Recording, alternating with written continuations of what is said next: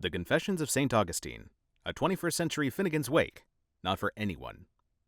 Finnegan's Wake is an almost unreadable novel that makes Ulysses look like airport reading. For those who have ever attempted it, it takes place at night on the unconscious level where our dreams reside. Just as our narrator's dreams follow a similar course of inversion that first starts with daydreams. I'm having daydreams about night things in the middle of the afternoon. After I got out of the bathroom, I went back and sat down and proceeded to do what I usually do at this job anyway, and that is sit and paint with my pastels. And I'm busier and happier than I am all day.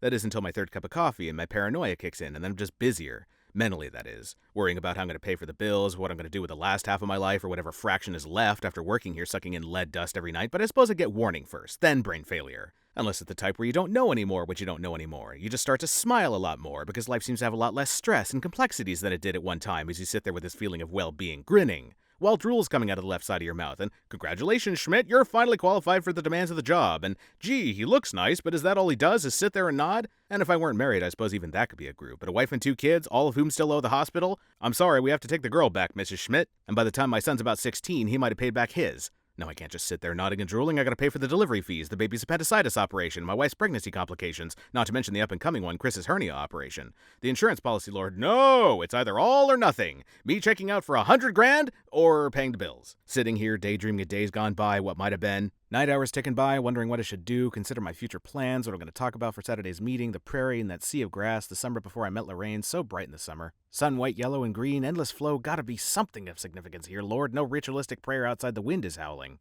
But it's not cold, the desert alfresco like that word in Sirocco. Maybe I've got them mixed up, I'll have to look it up. I used to know the meaning of every word I ever encountered, but getting old, mine doesn't want to try that hard anymore. I'll bet an alfresco is the fresh spring breeze and Sirocco is the hot desert one. Have to check it out when I took that Mensa test in the Reader's Digest. They told me I was a genius, and just when I thought there wouldn't be time for decisions and revisions, do I dare descend the stair? With a bald spot in the middle of my hair? Yes, do I dare disturb the universe? 100 visions and revisions, can't remember, to have squeezed the universe into a ball, to roll it towards some overwhelming question. To say I am Lazarus, come from the dead, back to tell you all. Or was it, that's not what I meant to say at all, because maybe it was just perfume from a dress that made me so digress. But I can't put it together, and I was just teaching it the other day. Mind, I was going to be a scholar, but I took that test over a year ago anyway. Lead's probably done me in anyway. And the wind outside is just blowing and blowing. All I hear, nothing. No cars, no people. Just the wind and that rope hitting the flagpole, like the rope on a sailboat going over to Port Jefferson, my high school dream across the Long Island town in my blue Madras jacket for an evening at the theater, which they probably never had anyway, with some girl like Sandy, and crossing back again after an evening of being absolutely beautiful to my white 56 Thunderbird convertible. Driving home by the light of the moon, and the moon is out tonight, so bright, and why didn't I like her really? She probably turned out so nice, and she was beautiful crossing the sound by the moonlight and arriving early evening while someone takes the boat for us. I never recall doing any work on these things, to tell you the truth. It just happened. A cabin cruiser, and I don't even recall steering it. It just got there somehow, because I guess we were with other people, and such beauty had to be shared, or at least taken care of, and we go immediately to the festivities, play, dinner all wrapped into one now, but I know there had to be a play in there somewhere. After all, I was deep even then, and afterwards I drive home ecstatic to my parents' house, I suppose in Fairchild, where all was bliss and affluent, beautiful and secure. Sometimes the jacket was red with black tie and close narrow tab collar, very in. Maybe even with broad pinstripes. Really beautiful, but that was more for spring. Summer was Madras jacket, blue at night in the moonlight on the water at the yacht club, or the cotillion dances on the golf course, and a walk in the garden up at Whitehorse just outside of New Haven in the Yale section, followed by a dance where all the girls would look. But time is a great eraser, and dinner at the Bard's Pub in 69 before a play on Avon, a Midsummer Night's Dream, or was it Midsummer Night, or both?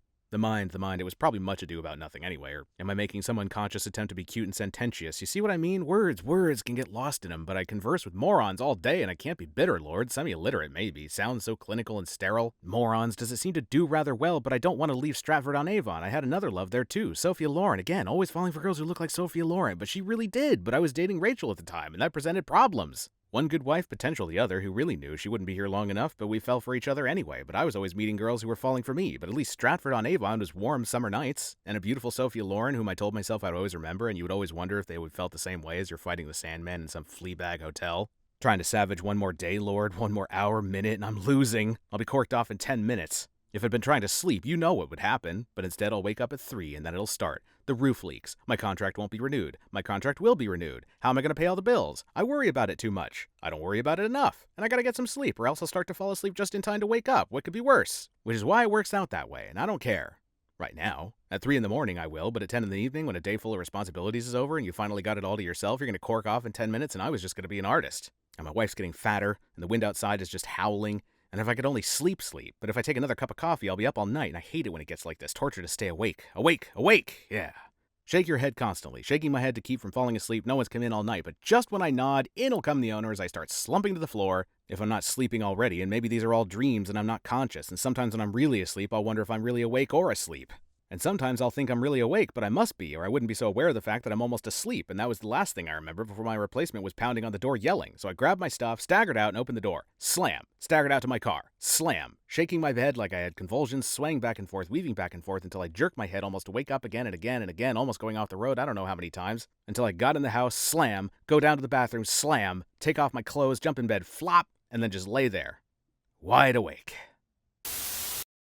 To be continued. The Confessions of St. Augustine. Now available on Amazon.com.